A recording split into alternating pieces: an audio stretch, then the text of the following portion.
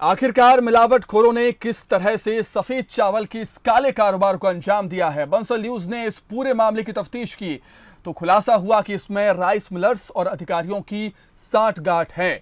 यानी एक पूरा नेटवर्क है जो अच्छे चावल को बाजार में खपाता है और घटिया चावल पीडीएस के जरिए राशन दुकानों तक पहुंचाता है। रिपोर्ट देखिए।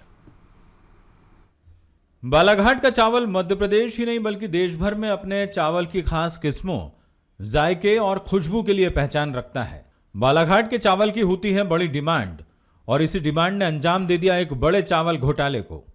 घोटाले के आरोप लग रहे हैं राइस मिलर्स और अधिकारियों पर। पिछले साल हुई धान खरीदी में फूड कॉरपोरेशन ने करीब 40 लाख क्विंटल धान खरीदा था। अनुबंध के तहत राइस मिलर्स को 30 लाख क्विंटल धान मिलिंग के लिए दिया गया। मिलिंग के बाद इसका 67% चावल राइस मिलर्स को सरकारी गोदामों में जमा करवाना होता है। मगर अधिकारियों और राइस मिलर्स की सांठगांठ के चलते धान मिलिंग से पहले दूसरे राज्यों में बेच दिया गया और यूपी बिहार से घटिया चावल मंगाकर सरकारी गोदामों में जमा करवा दिया गया। अब जो चावल गोदामों में इकट्ठा था उसी चावल को पीडीएस के जरिए राशन दुकानों तक पहुंचा दिया गया। केंद्रीय मंत्रालय ने इसी चावल की जांच की और इसे जानवरों के खाने लायक भी नहीं पाया। केंद्र सरकार के मापदंड के मुताबिक नागरिक आपूर्ति निगम और फूड कॉरपोरेशन को चावल खरीदना होता है।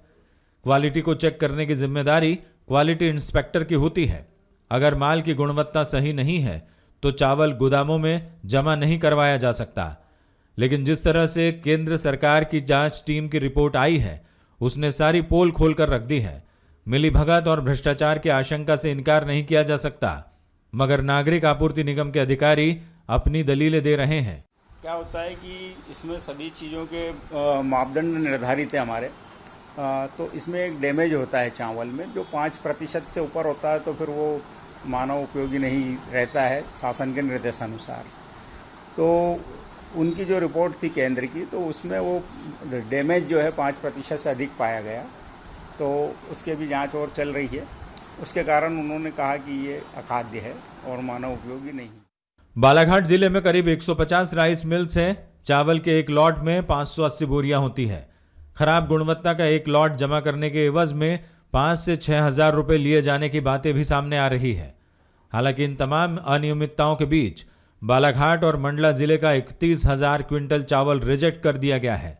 इसके अलावा 18 राइस मिल से चावल लेने पर प्रतिबंध लगा दिया गया है। वो अभी तो तात्कालिक तौर पर उनको बैन कर दिया गया है कि उनसे कोई भी ट्रांजैक्शन अनिश्चित काल के लिए हमने रोक दिया है। उनकी जो सिक्योरिटी जमा है और जो उन्हें परिवहन आदि राशि का भुगतान होना, वो सारे भुगतान उनके हमारे द्वारा रोक दिए गए हैं जब तक कि इस प्रकरण का उच्च स्तर से निराकरण नहीं हो जाता है। अब इस घोटाले के सामने आने के बाद स्थानीय स्तर पर भी सियासत होती नजर आ रही है। जब केंद्रीय जांच दल की टीम यह बोल रही है कि यह चावल अमानक है और इंसानों के और जानवर के खाने के योग्य नहीं है, तो फिर यह चावल इन गोदामों में आया कैसे और किस मापदंड के तहत इस चावल को नागरिक आपूर्ति निगम या एफसीआई के गोदामों में जमा किया गया, यह जांच का विषय है।